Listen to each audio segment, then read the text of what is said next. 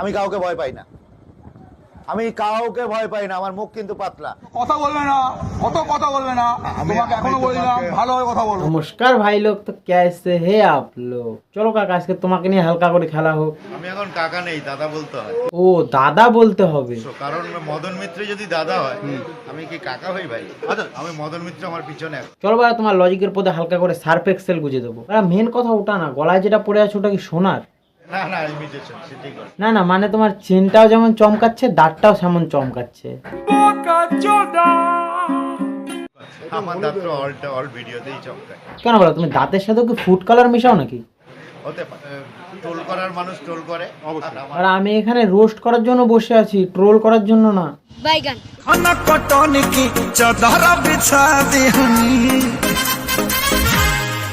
ওই দেখো নাচ, দেখো না, মানে উনি ভালো করেই জানে পরোটা যদি 12টা বেজে যায়, পরোটা পুরো যদি ওরাংওটাঙের পোদো হয়ে যায়, তাও কোনো প্রবলেম নেই, নাচ গান ডায়লগ বাজি চিত্রহার চলতে থাকবে। এই চিত্রহারকে অবশ্যই কন্টিনিউ করতে লাগবে, তার নিচের আলু ধরে রাখার জন্য, ও সরি তার ফেস ভ্যালু ধরে রাখার জন্য। मैं गिरा होया बंदा जमा नीच बलिए। আরে এদের কোনো লজ্জা নেই, এরা নিজেদের মধ্যে আড্ডা মারবে, নিজেদের মধ্যে একটা গ্যাদারিং সৃষ্টি করবে, আবার নিজেরা নিজেকেই ভাববে আমরা বিশাল সেলিব্রিটি।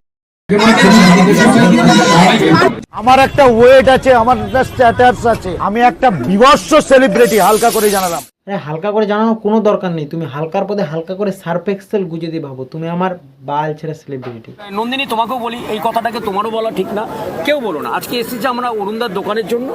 আর আমাকে কিছু বলতে তো এমনি এমনি এখানে বসে নেই ভাই, দেখো বার এদের ভাবটা একবার দেখো। আসছে ডিজে অরুণদার দোকান ওপেনিং এ, আর যেমন ভাব দেখাচ্ছে এদের মনে হয় সেলিব্রিটি হিসেবে নেপালে মিটআপে ডাকা হয়েছে।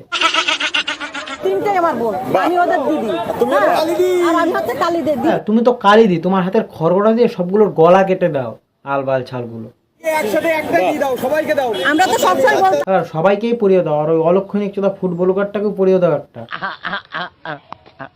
আমাদের সঙ্গে কথা বলে তোমার কেমন লাগছে বলো? কথা বলিনি, বলবো, দাঁড়া এদেরকে যেতে দিয়ে আগে তারপর। আরে বাবা তুমি এখন কথা বলোনি কেন? পুরো মুখের ভাবটা দেখো একবার। হতাম যদি তোর শার্টের ওই বোতাম, মনের কোণে দুষ্টু কি দিতাম।